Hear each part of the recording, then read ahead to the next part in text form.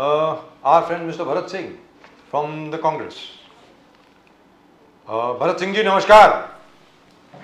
नमस्कार. Namaskar sir, how are you sir? नमस्कार नमस्कार नमस्कार. भरत सिंह जी बस एकदम बढ़िया, मजे में. जबरदस्त जबरदस्त सर, जबरदस्त, फैंटास्टिक. भरत सिंह जी ये बताएं जी. कमलनाथ जी ने तो आज कहा है कि मैं तो अभी कांग्रेस में ही हूँ, आप लोग मुझे क्यों भेज रहे हैं बीजेपी में. उनके बेटे ने भी कहा है कि मैं भी कांग्रेस में ही हूँ. क्या करे राजीव जी. देश में कुछ ऐसी मीडिया की हस्तियां हैं जो दिन रात लगी हैं कि सब जा रहे हैं. भाजपा सोची कि कमलनाथ जी आएंगे, हमारा कमल खिलाएंगे, लेकिन अब उनका कमल फिर मुरझाते हुए दिख रहा है. इसलिए अब जो और इनफैक्ट कमलनाथ जी ने जो जितने भी प्रेस के लोग थे उनको ये कहा कि यार जब मैं जाऊंगा सबसे पहले आपको इन्फॉर्म करूंगा, आप साथ में चलना. ऐसी क्या बात है, वेयर इज द प्रॉब्लम. और उनके बेटे नकुलनाथ जी तो हैं, वो कह रहे हैं, उनसे पूछा गया, उनके जो असिस्टेंट है उनके साथ काम करते हैं, काफ़ी सालों से उन्हीं के साथ हैं, उनसे पूछा गया कि साहब नकुलनाथ जी उधर गए. कहते हैं साहब मैं आपको फिर बता रहा हूँ, नकुलनाथ जी हमारे छिंदवाड़ा के कैंडिडेट रहेंगे. फिर भी पूछ रहे हैं कि नहीं वो बीजेपी में गए. कहता यार छिंदवाड़ा के कैंडिडेट होंगे कांग्रेस के, तो बीजेपी कैसे जा सकते हैं. ये क्या हो रहा है, मतलब मेरी समझ के बाहर है, क्या हो क्या रहा है ये जरा बताएं भरत सिंह जी. मैंने पहले कभी मीडिया को ऐसे बिहेव करते हुए नहीं देखा कि आप जा रहे हैं. कहते यार नहीं जा रहा हूँ. तो आप गए, कहते नहीं जा रहा हूँ. क्यों नहीं गए, ये क्या, हाँ क्यों नहीं गए. ये तो ऐसे लगता है वो एक पिक्चर आई थी जौहर महमूद इन हांगकांग, जौहर महमूद इन गोवा. एक तरफ आई है जौहर, एक तरफ महमूद साहब. मतलब ऐसा लग रहा है मेरे को. भरत सिंह जी आप बताएं, अब इस पे रोशनी आप ही डालें प्लीज. राजीव भाई ऐसा है कि इस समय देश में मीडिया सत्ता पक्ष का काम जो है वो खूब बखूबी से निभा रहा है और अपने हाथ में पूरी तरह से ले लिया है. क्योंकि सत्ताधारी जो है आज की तारीख में ऐसा 10 सालों में पिछले कुछ काम नहीं किया है कि उसे मीडिया के सामने आना पड़े, आके और बताना पड़े कि हमने ये काम किया है, गिनवा दे. 10 साल में 10 काम गिनवा दे, वो नहीं हो पा रहा है. तो उन्होंने कहा कि मीडिया बंधुओं को कि देखिए ऐसा है कि अब हमारी इज्जत, लाज, लज्जा सब कुछ आप ही बचा सकते हैं. इसके बदले में जो कुछ चाहिए वो सब हम देने को तैयार हैं. अब उसी के चक्कर में मीडिया के मैं बहुत सारे एंकरों को देखता हूं, बहुत सारे पत्रकारों को देखता हूं, और चैनल के मालिक तो पीछे बैठे हैं. मुझे तो लगता है कि क्या इस देश में अब मीडिया का अस्तित्व बचा है कि नहीं बचा है. जिस तरह से वो डिफेंड करते हैं सत्ताधारी को, मुझे लगता है कि शायद चौधरी चरण, मुझे लगता है कि एक बार उन्होंने कहा था कि जब कोई मीडिया वाला मेरी तारीफ करना शुरू कर दे तो ये समझना कि मैं बीत चुका हूं. तो मुझे ऐसा लगता है कि हमेशा मीडिया का ये चौथा स्तंभ जो है वो सत्ता का नहीं साथ देता था, वो विपक्ष का साथ देता था और विपक्ष के साथ में खड़े होकर सत्ता पक्ष की जो है नाकामियां वो गिनाता था. मगर इस देश में पहली बार ऐसा हो रहा है भारत में कि मीडिया जो है ना वो चौथा स्तंभ वो सत्ता के साथ में खड़े होके सवाल जो है वो विपक्ष में बैठे लोगों से करता है कि आप क्या करें. मैं खुद बैठता हूं, बहुत सारे चैनलों पे बैठता हूं, अगर मैं कुछ एक शब्द कहता हूं तो मीडिया के एंकर का 4 शब्द आता है टोकने के लिए. और वो अगर वही चीज अगर भाजपा का कोई प्रवक्ता कहता है तो उसे बाकायदा सीधा सुना जाता है कि भाई ये क्या कह रहे हैं जनाब, क्या कह रहे हैं जनाब, गुस्सा ना हो जाए, इनको तकलीफ ना हो जाए, मेरी नौकरी ना चली जाए. अभी न्यूज 24 के राजीव रंजन जी ने जरा क्या थोड़ा सा जनता ने पोल खोला था. एक्चुअली राजीव रंजन जी की गलती नहीं है, मगर उसका खामियाज उन्हें भुगतना पड़ा और शायद मुझे लगता है न्यूज 24 से उनको निकाल दिया गया. तो इस तरह से जो ईमानदार पत्रकार है इस देश में वो आज की तारीख में किसी मीडिया में काम कर नहीं सकते. और एक शख्स है सर, ये आपने जो बात कही वो है रवीश कुमार जी है. नहीं मैं उनकी बात नहीं कर रहा सर, वो तो बहुत बड़े आदमी है, छोड़िए, मैं उनकी बात नहीं कर रहा हूँ. मैं वो उस बच्चे की बात कर रहा हूँ. वो एडिटर थे, पॉलिटिकल एडिटर थे एनडीटीवी के, और उन्होंने किताब लिखी है राहुल गांधी पर, तो उनको छोड़ना पड़ गया, उनको रिजाइन करना पड़ गया. ये पहली बार देखा यार. ये तो इमरजेंसी में मैं बार बार आपके चैनल पे ये कहता हूं कि देखिए मीडिया के बगैर, देश के चौथे स्तंभ के बगैर हम भी अधूरे हैं और आप भी अधूरे हैं। जिस दिन राजीव जी, जिस दिन मीडिया ने ये ठान लिया, चौथा स्तंभ ये ठान लिया कि सत्ता पक्ष की खामियों को गिनाना है, मैं आपको चैलेंज के साथ बता रहा हूं, चैलेंज के साथ बता रहा हूं, 24 के चुनाव को है ना, कभी भी करा लीजिए, 25 में करा लीजिए, 26 में करा लीजिए, 23 में करा लीजिए, चाहे जब करा लीजिए, मैं बता रहा हूं कि सिर्फ 2 महीना मीडिया ना ईमानदारी से, देश की सारी मीडिया हाउसेस ईमानदारी से खाली सत्ता पक्ष की खामियों को गिना, 2 हफ्ते, चलिए 2 महीने नहीं, 2 गिना, 2 हफ्ते गिना दे और चुनाव करा ले। मैं कुछ और बोल रहा हूं, 2 हफ्ते अगर आज मीडिया सच दिखाना शुरू कर दे, कुछ करने की जरूरत नहीं है आपको, तो फिर जाकर के मालूम पड़ेगा कि कौन कहां खड़ा है। सीधी बात है। मैं ये नहीं कहूंगा कि बीजेपी हार जाएगी, कांग्रेस जीत जाएगी, मैं कहता हूं सच तो दिखाओ यार, बाकी सब चीज छोड़ दो, सच तो दिखाओ। ये तो याद रखो कि सत्ता में कौन है। मेरा ऑब्जेक्शन क्या है भरत सिंह जी, जहां पर मैं आपसे टोटली आपसे मैं सहमत हूं, बिल्कुल सहमत हूं। अरे भाई सत्ता में बीजेपी है, आप सवाल पूछ रहे हो कांग्रेस से, मतलब ये समझ में नहीं आया सरकार किसकी है? पंडित नेहरू की सरकार है क्या? तो पंडित नेहरू से हम लोग अर्जी लिखते हैं, सर आप भी साइन कीजिए, प्रदीप जी भी साइन करेंगे, बाकी सब लोग भी साइन करते हैं। पंडित नेहरू को बोल देते हैं सर अब तो इस्तीफा दे दो, अब तो इस्तीफा दे दो, बीजेपी की सरकार कह रही है आप इनको काम नहीं करने दे रहे हो। नहीं, मुझे लगता है सर ऐसा मेमोरेंडम जाना चाहिए। आपको लगता है? मुझे ऐसा नहीं, ये तो सही है, आपने सही कहा। और मुझे ऐसा लगता है कि 2014 के पहले जो मीडिया थी, आज भी उनको सपने में अभी भी जी रहे हैं, लग रहा है कि उनको कि अभी भी कांग्रेस की सरकार है, इसलिए बार बार हम कांग्रेस से ही सवाल करते हैं, कांग्रेस से ही सवाल करते हैं। नहीं होता इस तरह से। देश की मीडिया का भी जो अस्तित्व वो खतरे में पड़ चुका है। देश की जनता अब टीवी बड़े चैनलों को देखने के छोड़ दिया है, अब वो लगता है कि राजीव जी का चैनल देखा जाए, यूट्यूब को देखा जाए, सोशल मीडिया को देखा जाए, वहां कम से कम खबरें जो है वो सही चलती हैं। ना भरत सिंह जी, एक चीज देखो, जितने दल बदलने वाले आपके सीनियर लीडर्स है, वो तो इतने कन्विंसिंग है कि नहीं हम नहीं जा रहे, हम क्यों जाए। बाबा अब छोटे लेवल पे बाबा सिद्दीकी को देखिए, बोले नहीं नहीं हम नहीं जा रहे, अभी तक कोई निर्णय नहीं लिया। फिर जीशन उनके लड़के जो एमएलए है कांग्रेस के, वो आके बोलते नहीं नहीं ऐसे कोई बात नहीं है, पापा नहीं जा रहे हैं पापा। और फिर अचानक 2-3 दिन के बाद हो गए, बोले मैं अनाउंस करूंगा। और यही डायलॉग, यही जो कमलनाथ जी ने आज बोला, मैं आपको बोल के करूंगा, और सबको बोल के फिर चले जाते हैं। वो मिलिंद देवरा हो गए, बाबा सिद्दीकी हुए, अशोक चौहान जी आपके फिर सबसे सीनियर लीडर, वो लास्ट दिन तक सीट शेयरिंग एग्री, एक दिन पहले भी सीट शेयरिंग जो आपके जो सब गठक दल के बैठे थे उस मीटिंग में बैठे थे, एक दिन तक पहले उसमें। और सबका बात यह है कि कन्विंसिंग कुछ हो नहीं रहा है। आप लोग कन्विंस, जो दल बदलने वाले नेता है सीनियर, वो कन्विंस करते हैं कि आज तक, मगर एक दिन के बाद पलट जाता है। ये कंटिन्यूस एक पैटर्न चल रहा है। अब एनडीए में भी ज्वाइन कर रहे हैं, देखो फारूक अब्दुल्ला साहब बोल रहे हैं no seat sharing with the Congress के साथ कोई सीट शेयरिंग नहीं। और आज बोल रहे, आज अफवाह चल रहा है कि एनडीए ज्वाइन करने वाले हैं।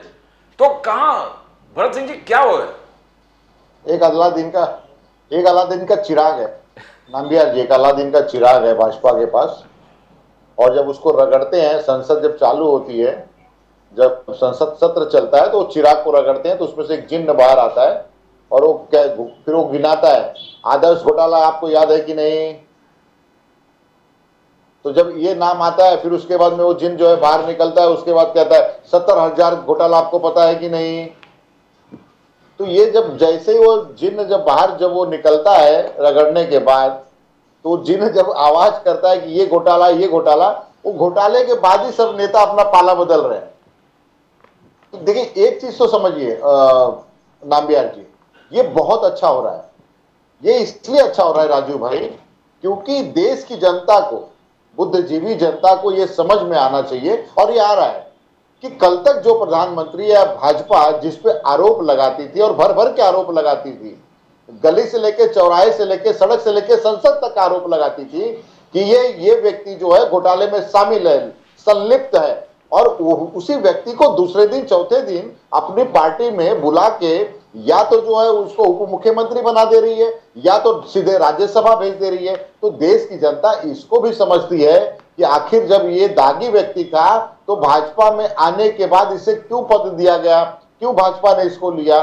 तो ये देश के प्रधानमंत्री या भाजपा का जो जीरो टॉलरेंस का जो एक स्कीम आई थी वो पूरी तरह से नेस्ते नाबूद होते ये दिख रहा है। और दूसरा जो कहते थे ना कि पारदर्शिता वाली सरकार, वो पारदर्शिता वाली सरकार अब नहीं बची है। अब वो बची है वहां पे स्कैम करने वाली सरकार। जितने लेकिन भी एक स्कैम चीज तो करने अच्छी हुई वाले है लोग सर, हैं, एक चीज बहुत अच्छी हुई है, ये मैं आपके सामने कहना चाहता हूँ। ये कमेंट है, ये मेरा कमेंट है, ये कोई रिपोर्टाज नहीं है। इसके ऊपर आप क्या कहेंगे मुझे मालूम नहीं है। मेरी समझ में एक चीज आपके लिए बहुत अच्छी हुई, वो ये हुई है कि आखिर में कांग्रेस को अकेला लड़ना पड़ेगा। मैं पहले दिन से बोल रहा हूं, आप इंडिया अलायंस के साथ मत जाइए, मत जाइए, मत जाइए। लोकल अलायंसेस कर लीजिए, नेशन वाइड अलायंस मत करिए। पूरे भारत में अगर बीजेपी को कोई पार्टी टक्कर दे सकती है तो वो कांग्रेस पार्टी है। कांग्रेस पार्टी अगर किसी और के साथ जाती है तो वो अपना वर्चस्व खत्म कर रही है। ये मैं मान करके चलता हूं, क्योंकि आपके जितने भी अलायंस पार्टनर हैं वो सब आपकी पैदाइश हैं और उनके वोट और आपके वोट एक ही हैं। अगर आप अकेले लड़ें, आपको मालूम पड़ेगा आप कितने पानी में। भरत सिंह जी, आप बताएं इसके बारे में।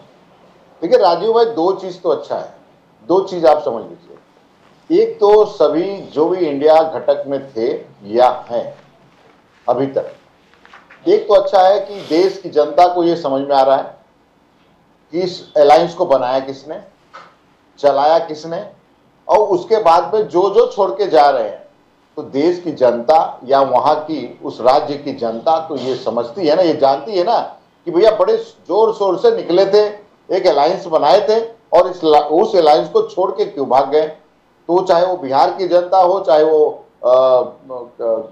पंजाब की जनता हो, चाहे वो बंगाल की जनता हो, जो ये कह रहे हैं कि नहीं भैया हम तो अकेले लड़ेंगे, या तो हम 40 सीट पे लड़ेंगे या तो हम 44 पे लड़ेंगे, तो वहां की जनता और देश की जनता ये देख रही है। और आने वाले भविष्य में कभी ये खड़े होकर ये नहीं बोल सकते हैं कि जो है कांग्रेस को घमंड था, कांग्रेस ने गठबंधन तोड़ा, हम तो साथ में आने के लिए तैयार थे, हम तो लड़ने के लिए तैयार थे, तब ये नहीं बोल पाएंगे। हाँ, हम ये कहेंगे कि हम तो आके आपके साथ कंधे से कंधा मिला के एक भाई की तरह लड़ाई लड़ने के लिए तैयार थे, मगर रण छोड़ आप लोग हो गए, रण छोड़ के आप लोग गए, कांग्रेस पार्टी नहीं गई थी। भरत सिंह जी, जो आंकड़े राहुल गांधी जी ने पहले लोगों को समझाया था, स्टैटिस्टिक्स परफेक्ट था। बोले कि 38% मोदी जी को वोट है, 62% मोदी जी के खिलाफ वोट है, और इन सबको मैं जोड़ रहा हूं।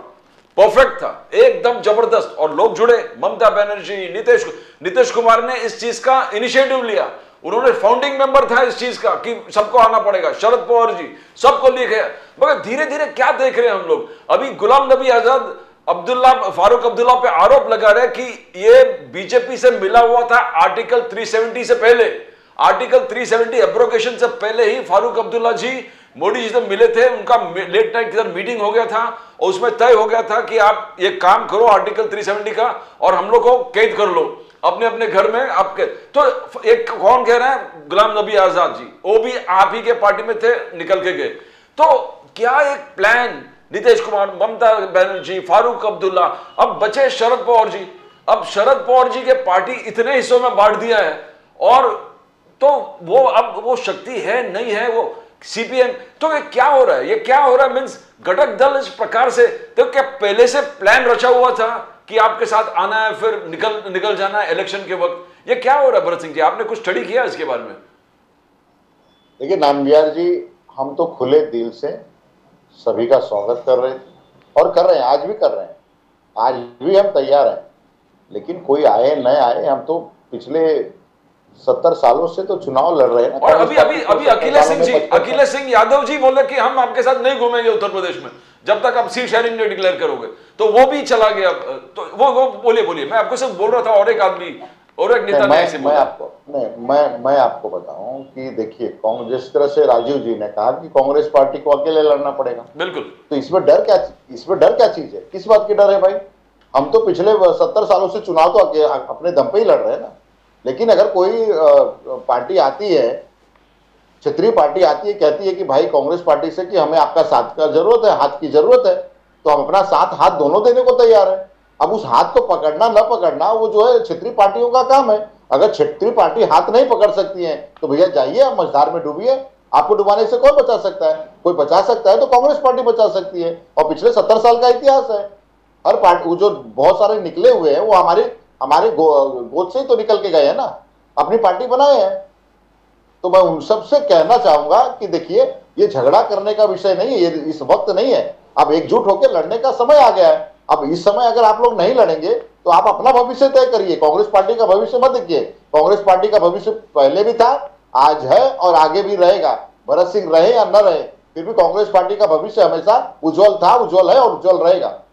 लेकिन यहाँ पर एक छोटी सी बात जो है वो ज़रा दिल को चोट पहुंचाती है, वो ये है कि सोनिया जी रायबरेली से नहीं खड़ी हो रही हैं, राहुल गांधी जी ने अमेठी छोड़ दी है। मैं उम्मीद करता हूँ कि इस बार वो अमेठी वापस जाएंगे। और अब खबर आ रही है कि प्रियंका जी भी रायबरेली से शायद नहीं लड़ेंगी। ये क्या हो रहा है सर? रायबरेली पुश्तैनी सीट है सर, आपने फूलपुर छोड़ दी, फूलपुर छोड़ दी आपने। नेहरू जी की सीट हुआ करती थी, चलिए वहाँ पे फिर भी नेहरू जी का जो परनवासा है वो वहाँ से लड़ रहा है अभी भी, वरुण गांधी जी वहीं से लड़ रहे हैं। लेकिन अमेठी और रायबरेली वो तो आपकी सीटें हैं सर, उनको तो मत छोड़िए। मैं आपको गारंटी के साथ कहता हूं कि गांधी परिवार से कोई एक व्यक्ति तो उत्तर प्रदेश में चुनाव लड़ेगा। अब कौन लड़ता है ये समय आने पे आपको पता चल जाएगा। सोनिया जी का स्वास्थ्य ठीक नहीं है, ये आप अच्छी तरह से जानते हैं। अब जो है वो जो है चुनाव में कैंपेन इतनी मजबूती के साथ चल नहीं पाएंगी, खड़ी मतलब नहीं कर पाएंगी। इसी वजह से जो है मुझे लगता है कि कैंपेन करने की जरूरत है क्या? रायबरेली से उनको कैंपेन करने की क्या? नहीं, जनता ने फिर मीडिया, फिर वही आ गई मीडिया पे घूम के बाद फिर जनता के बीच में जाएंगे। देखिए ये तो राजशाही है, ये तो राजा है, राजा घर पे बैठे रहेंगे और जो है जनता चुनाव में वोट डालेगी। आज की तारीख में जो है जनता भी समझदार है, जनता जानती है। और सोनिया जी का, राहुल जी का या प्रियंका जी का, गांधी परिवार का, चाहे वो रायबरेली हो चाहे वो अमेठी हो, वो परिवार एक पारिवारिक संबंध है, एक घरेलू संबंध है, एक रिश्ता है हर व्यक्ति से। और मुझे लगता है कि ये रिश्ता टूटने वाला नहीं है। और आने वाले समय में गांधी परिवार से एक व्यक्ति जो है वहां से वो चुनाव लड़ेंगे। उसके बाद सोनिया जी जो राज्यसभा गई है वो स्वास्थ्य कारणों की वजह से राज्यसभा भेजा गया। लेकिन एक चीज तो है, बिहार के अंदर न्याय यात्रा को बहुत जबरदस्त रिस्पांस मिला, देखने में आया। उत्तर प्रदेश में कैसा रिस्पांस मिल रहा है सर, कुछ खबर है आपके पास? नहीं, उत्तर प्रदेश में भी हमारी यात्रा जो है बड़े मजबूती के साथ चल रही है। वहाँ के अध्यक्ष राजय राय जी है, अविनाश पांडे जी हैं और जो क्षेत्रीय जितने भी नेता हैं सब मजबूती के साथ में और बहुत ही अच्छे से जो है उत्तर प्रदेश में रिस्पांस मिल रहा है। जनता के बीच में जा रहे हैं राहुल जी, बनारस में भी गए थे, चंदौली में भी गए थे और प्रयागराज में भी खूब भव्य तरह से स्वागत हो रहा है। और जनता उमड़ के जो है राहुल गांधी जी के जो है इस न्याय यात्रा में जुड़ रही है। प्राइम मिनिस्टर मोदी जी ने कल ही कहा, उनके राष्ट्रीय अधिवेशन थे, उन्होंने कहा कि देखो अब कांग्रेस भी जय सिया राम बोलने लगे हैं, कांग्रेस भी जय सिया राम बोलने लगे हैं। और फिर उन्होंने कहा कि जिस प्रकार से नेहरू गांधी फैमिली ने इस देश को पीछे रख दिया। मोदी साहब का कहना है कि ये भारत को आगे कहां पहुंचना था वो पीछे रह गया नेहरू गांधी फैमिली की वजह से। और प्राइम मिनिस्टर मोदी है, नरेंद्र मोदी जी है, जो आज इंडिया का अनप्रेसिडेंटेड ग्रोथ, जिस रफ्तार से इंडिया ग्रोथ ले रहे हैं बिजनेस, इकोनॉमिक और हर फॉरम में, तो वो मोदी जी की गारंटी है। मोदी जी की गारंटी है, गारंटी जो पूरी होने वाली गारंटी है। भरत सिंह जी, मोदी जी ने इस देश को, बीजेपी का कहना है, मोदी जी का कहना है, उस चुंगल से, गांधी फैमिली का चुंगल से निकालकर एक प्रगति की ओर लेके बढ़ा है। भरत सिंह जी, देखिए क्या है कि पहली बात की मोदी जी की गारंटी ये देश ने देखा कि 15 लाख कितने लोगों को मिले, देखा कि 2 करोड़ नौजवानों को नौकरी मिली कि नहीं, देखा कि देश ने कितनी तरक्की की है। ये मोदी जी की गारंटी है। मोदी जी की गारंटी ये रह गई है कि जितने करप्ट लोग हैं, करप्शन में फंसे हुए हैं, ऐसे लोगों को जो है वो भाजपा में शामिल करने की गारंटी मोदी जी जरूर दे रहे हैं, इसको मैं मानता हूं। और रही जय सिया राम की बात, जय श्री राम की जगह पे जय सिया राम हम जो कहते हैं, श्री राम तो ये भाजपा का जो नारा है ये भाजपा का है। हमारा तो जय सिया राम था और सिया राम रहेगा, क्योंकि सीता के बगैर राम अधूरे है, राम के बगैर सीता अधूरी है। इसलिए जय सिया राम हम लोग आज से नहीं, देश की जनता, हिंदुत्व को जो मानने वाली जनता, हिंदू को मानती है जनता, वो जय सिया राम मुझे लगता है आदिकाल से ये कहती आई है और कहती रहेगी। ये मोदी जी या भाजपा कहेगी तो उनके हिसाब से हम नहीं चलने वाले हैं, लेकिन मैं कहता हूं कि जितने कांग्रेस के लोग हैं वो भी आज भी नहीं, पहले से भी जय सिया राम कहते थे, आगे भी कहेंगे। भरत सिंह जी, आगे जाके जो कन्वेंशन में हुआ था, बोले कि जो गरीब किसान है, गरीब किसानों का कोई गारंटी नहीं ले रहा था। मोदी जी आए, मोदी जी गारंटी लिए, पीएम किसान योजना किए, और उन गारंटी के माध्यम से कई 6,000 कई 12,000 किसानों को मिल रहे। बोले ओबीसी के जितने लोग थे उनको कोई गारंटी लेने वाला नहीं था, बैंक गारंटी। मोदी जी आए, गारंटी लिया, उनको मुद्रा लोन एक सक्सेसफुल लोन बिजनेस के लिए, without surety, without guarantee, Modi ji के गारंटी पर मुद्रा लोन हो गया।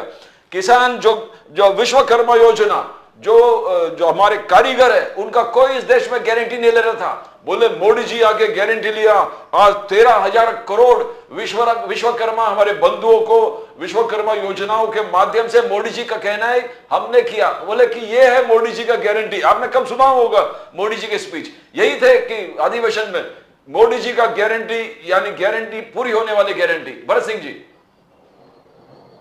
देखिए, मोदी जी की गारंटी तो जरूर है कि वो जो है योजनाओं को क्रियान्वित जो है बहुत धूमधाम से करवाते हैं। एक इवेंट के तौर पे वो सारे जो है योजनाओं को लाते हैं, और उस योजनाओं का कितना फल जो है देश की जनता को मिला, इसका भी सर्वे जो है मोदी जी को जो है वो डाटा दिखाना चाहिए कि देश की कितने जनता को फायदा हुआ।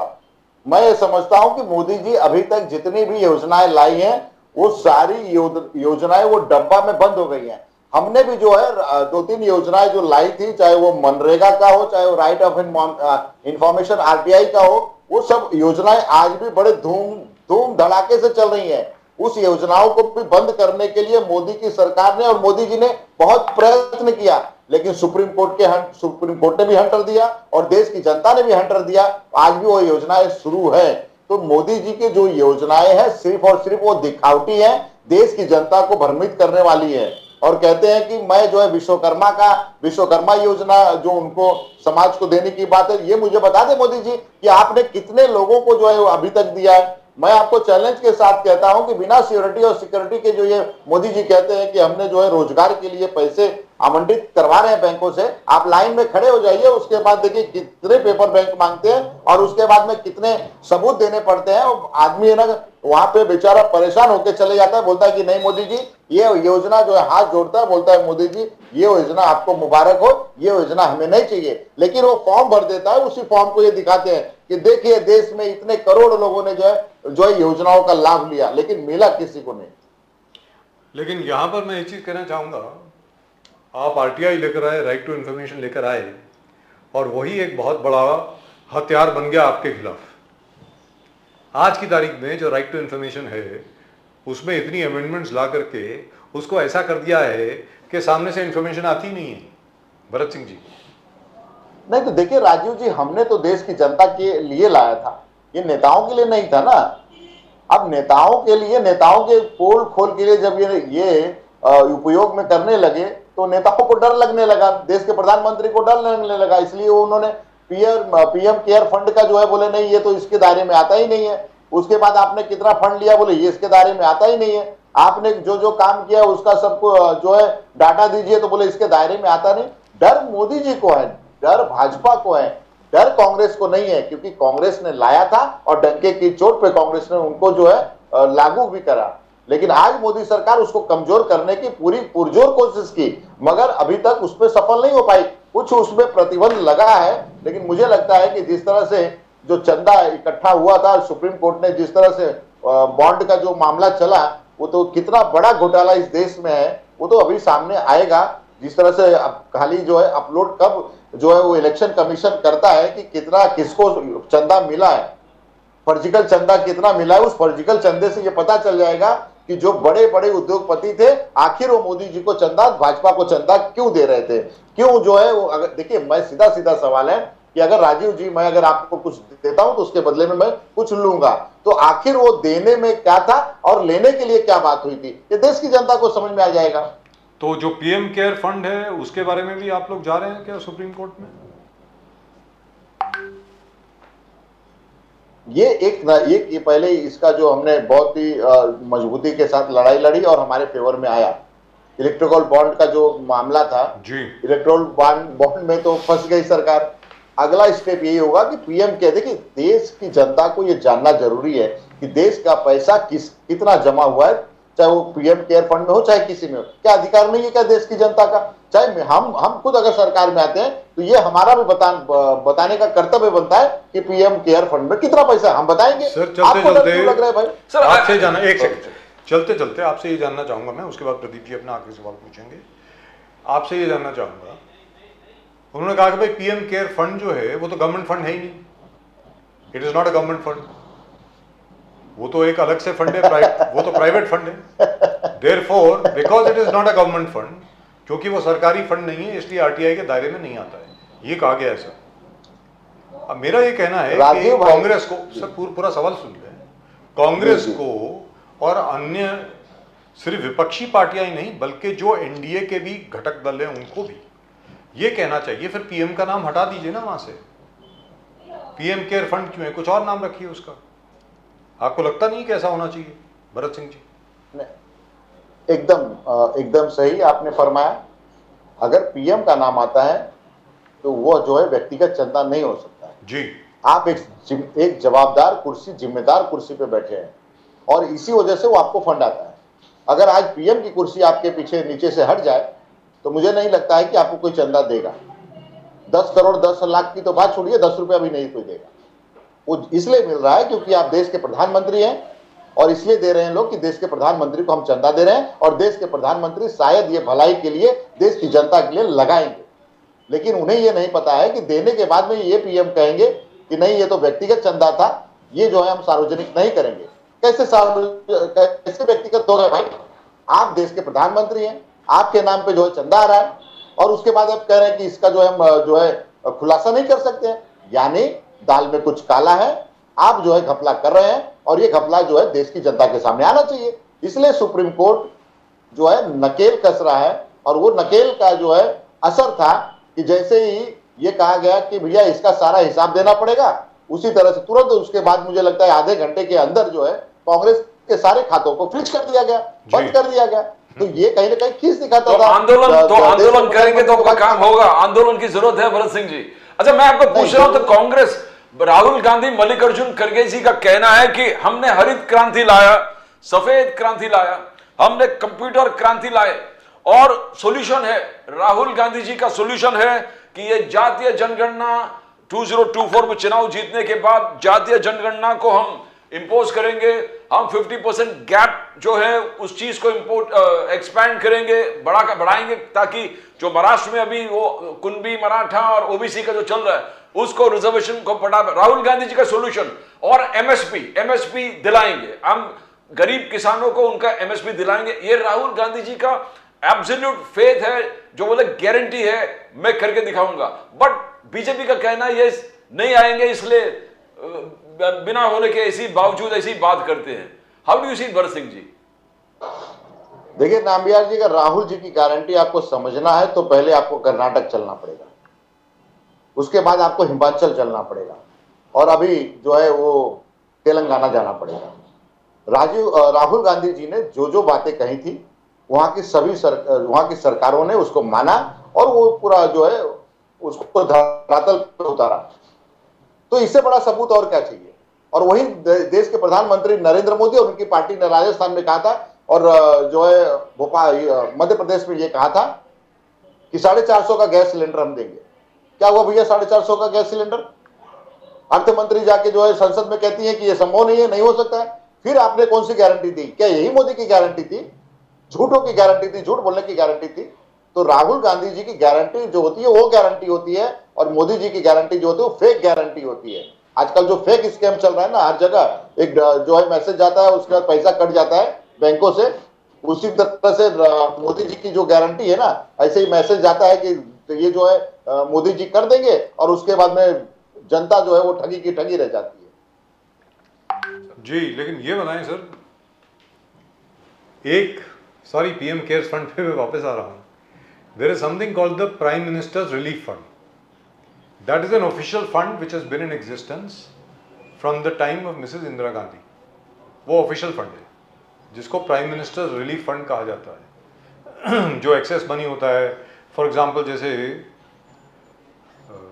अगर किसी कंपनी के 20,000 करोड़ पकड़े गए, जब्त हो गए, काफ़ी देर तक वहाँ रहे, अनक्लेम्ड रहे, वो सब पैसे जो हैं वो पीएम रिलीफ फंड में चले जाते हैं। उसके अलावा स्टेट्स की भी कंट्रीब्यूशन होती है, उनकी खुद की कंट्रीब्यूशन होती है कि कहीं अर्थक्वेक आ गया, कहीं फ्लड आ गया, कहीं कुछ आ गया, कुछ आ गया, कुछ आ गया, वो होता है। तो ये पीएम रिलीफ फंड को बैकग्राउंड में रख के पीएम केयर्स फंड बनाने की क्या जरूरत पड़ गई, भरत सिंह जी?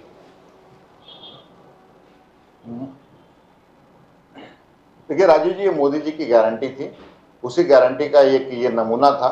एक नया स्कैम, मैं जिसे कहूँगा कि ये नया स्कैम देश का है और बहुत बड़ा स्कैम होगा। जब हमारी सरकार आएगी तो जरूर इसका जो है हम लोग देखेंगे कि क्या कर रहा है और कितना पैसा जमा हुआ था। कॉन्फिडेंस सर, उसका सब एब्सोल्युटली लव इट।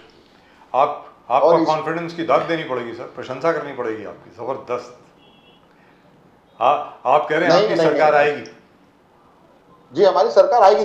देखिए सरकार इसलिए आएगी क्योंकि मोदी सरकार से जो है झूठों जुमलों से देश की जनता परेशान हो गई है। हम सभी कांग्रेस के कार्यकर्ता जमीन पे उतर के ये बताने की कोशिश कर रहे हैं कि देखिए भाई, कांग्रेस में और भाजपा में फर्क क्या है। इंदिरा जी में, सोनिया जी में, राहुल जी में और राजीव जी में फर्क क्या है, और देश के प्रधानमंत्री ने इतने वादे किए थे, उसका क्या हुआ, और कांग्रेस पार्टी ने अभी इतने वादे किए थे, इतने वादों को किस तरह से निभाया।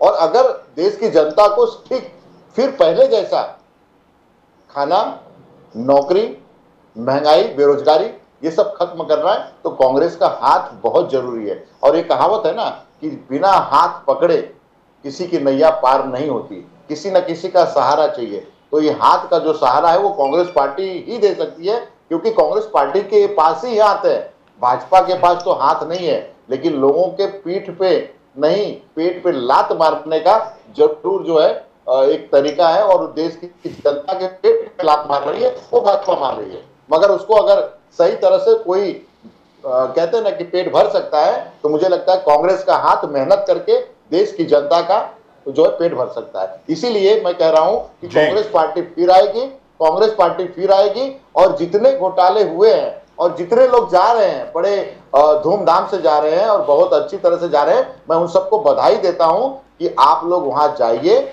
और जब हमारी पार्टी आएगी हम कुछ नहीं करेंगे, हम सिर्फ यही पूछेंगे कि वो जो दांत धुल गया था वो कौन सा वॉशिंग मशीन था, जरा मुझे भी दिखाइए। Right, thank you so much sir. Bharat Singh ji, बहुत बहुत शुक्रिया आपका। मेरे मन में एक शेर याद आ रहा था, लेकिन सुनाना उसको अभी उचित नहीं होगा, बाद में करेंगे, उसकी चर्चा बाद में करेंगे। Thank you. बगैर भरत सिंह जी के एकदम फाइटर एटीट्यूड है, एकदम जबरदस्त, कुछ भी हो लेकिन जबरदस्त, मजा आता है इनके साथ बात करके। नमस्कार सर, जय सिया राम, जय सिया राम, जय हिंद, जय हिंद, जय सिया राम, जय हिंद, जय Siya Ram. Thank you sir.